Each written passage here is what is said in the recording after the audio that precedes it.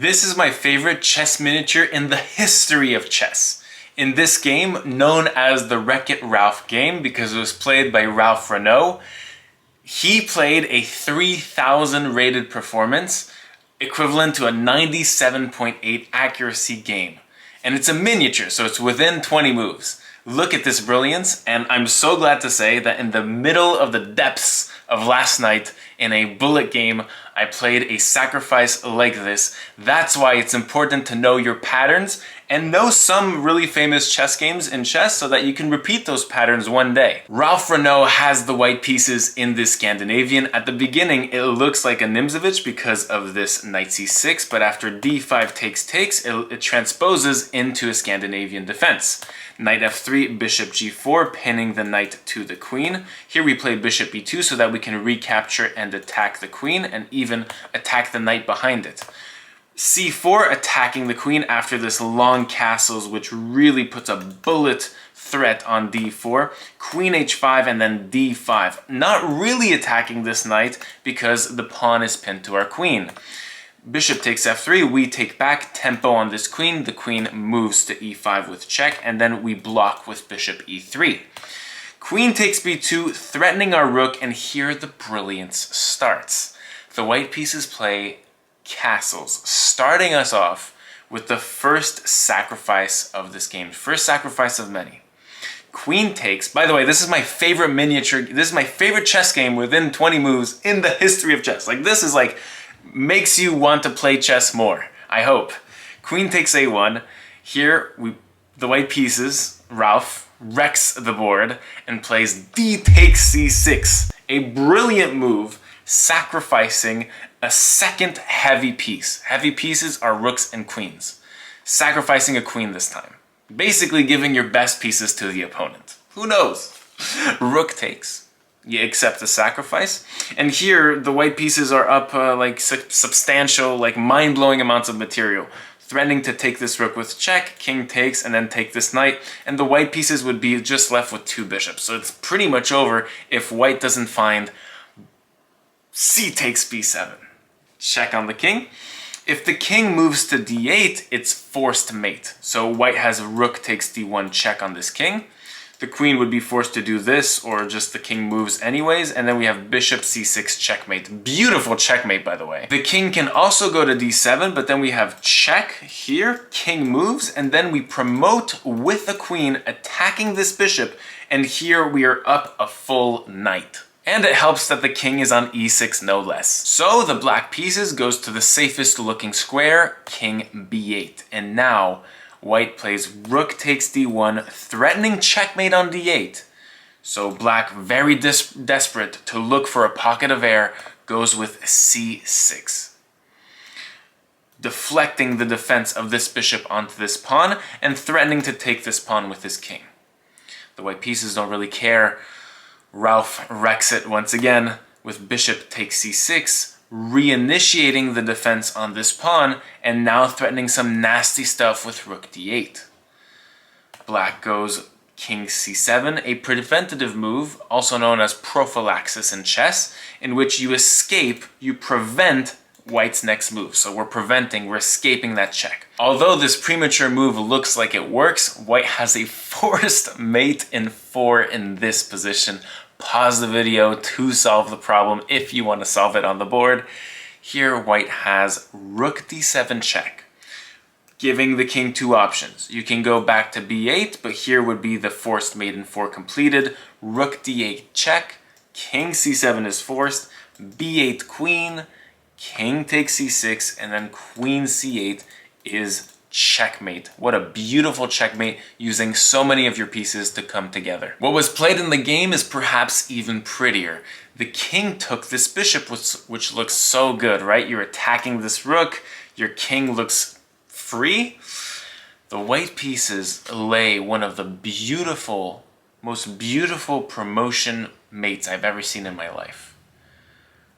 b8 promotes to a knight. Checkmate. Defending the rook and checking the king at the same time while this bishop takes up c5 and b6 and this pawn collaborates on this b5 square, making one of the most beautiful checkmates I've ever seen and one of the most insane chess games I have ever seen. Now on to my game that was similar to this. So lo and behold, there's kind of a lot of similarities to my game with the one we just saw. My game is also in a Scandinavian defense. Look at this. Similarities? I think this is no coincidence. I think these types of sacrifices really happen in this type of opening because the same structures allow it for the chemistry to happen between the pieces. I developed the same way as this game. Look, I didn't have this game in mind when I was playing this opening. I've played this opening many, many times, and I've almost forgotten this game since. So, you know, many of my moves are actually similar. H3, pressuring the bishop to take on F3, really crazy, D4, bishop E3, all typical moves of the Scandinavian. The king's on the queen side, right? And so we go into this game, it's not really important, the middle game, because it's a bullet game. All of these moves were played in like a second or so. I have 10 seconds on my clock. Already used up after 15 moves, so less than 1 move per second. And so I just started an attack on this queen side here. A6, I take on C7, king takes, and then rook B1. I'm putting my rook on this B file to target this weakness on B6, or perhaps this weakness on B7. But my attack runs out of fuel, and with only a minute left, I do this dubious move c4, which ends up being the best move here. My goal is to open up the black position, and after d takes c4, I go d5. I don't know why I really played this. The pawn is pinned, just like in the game we just saw. It's not really attacking this knight. The idea of this is that I open up my bishop to threaten bishop b6, and at the time I just wanted to win the exchange from this. But little did I know, this is a bit more fruitful than just winning the exchange. My opponent sees this and plays rook d7 out of check, though after rook d7, now I had a more clear idea of what I wanted to do. And that is, the d5 move opened up my bishop, right? And here we go bishop b6 check, king has to move, and now d takes c6, same exact brilliant move there. Beautiful. Attacking the rook twice, taking a knight, so you're kind of forced to take my queen unless you just want to perish and accept that you're lost of a knight. So the rook is pretty much forced to take. Now, here the rook is threatening my rook. This is important criteria because in the last game, the rook also was threatening rook takes f1, but in this game, the king has more options than in the last game. So last game was a bit more forced. It's better than mine. I'm not claiming that my game is even comparable, but I played like it and it feels good to me to show you. So I took on b7 with check. This is called a zwischenzug, so an in-between check that forces a king move even though my position is in shambles here in my camp, but everything is going smoothly in the opponent's camp. So king b8 is the big mistake here. The opponent has one other choice, as in the last game, the king had one other choice in the final moves. And on king d7, I'm still completely winning. I can just promote to a queen, and after the rook takes my rook here, and this is defended by the queen, I have queen c7 check. The king cannot go to e8 because I have checkmate on d8. So king e6, and now I have queen takes c4 check. From this position, there are 5 possible moves the black king can go to, and they're all losing. Let's take a look together. If the king goes to d4, we have queen d5 check, king f6, and bishop d4 check. The king can either go to e7 here, to which we would just win this queen, and if the king goes to g6, we have bishop e4 winning the queen as well. If the king goes to f6 here, we have bishop d4, skewering the king and rook. King g6, we don't take the rook yet, we play queen c6 check. And here, if you go to h7, I have bishop e4 with this pin winning the queen. And if you go f6, let's say, I have bishop e4 pinning the queen to the king as well. So black is pretty much forced to play queen e6, and now we can just trade queens and take the rook since the queen is not defending that rook anymore. And here we are a full piece up. If king d6, then we have queen c6 check. The king can go either up. Here we have queen d5, and if down, then we have seen this before with the pins here. And if the king goes down, then we just take the queen. And if the king goes up here, we have checkmate on g3. Very, very nice. If the king goes down here, we have queen c7, same pattern. If the king goes down, we have checkmate on d8. And if the king goes up, say king e6, we have check. This is a skewer, the king moves, and then we have takes, and we win the rook, winning us a full piece in the endgame. If the king goes down, we have queen c7 check, king e6, and then queen c8. And if the king goes to e7, we have queen c7 check, king up, and then queen c8 just as well, picking up this queen with king here. We'll just take, and then we take this rook, and we're up a piece in the endgame. So anyways, that was the other only move that black has. This is what was played, king b8.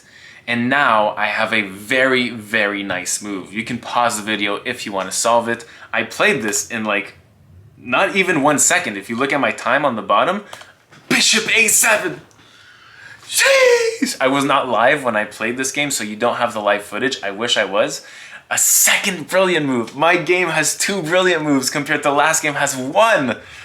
And so this is incredible, sacrificing the bishop while my rook hangs on the first file. Why there's a rook here on d1? I don't know. Don't ask me.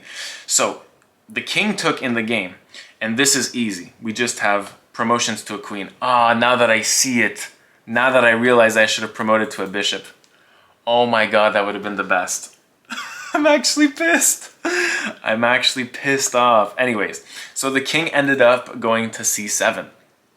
Did not end up going to c7. Let's look at this variation. Here we have b8 queens is a bit easier on the white pieces, this variation.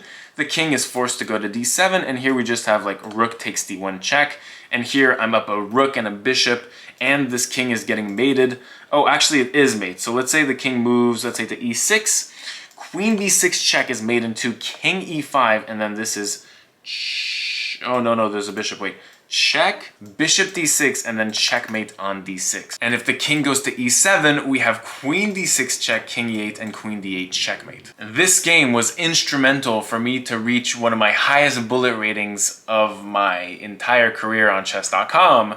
My highest is 2429 or 2437, and I'm at 2409. And if you want to see me try to attempt to get my highest bullet rating on chess.com, I will be streaming that live on Twitch this week or next week.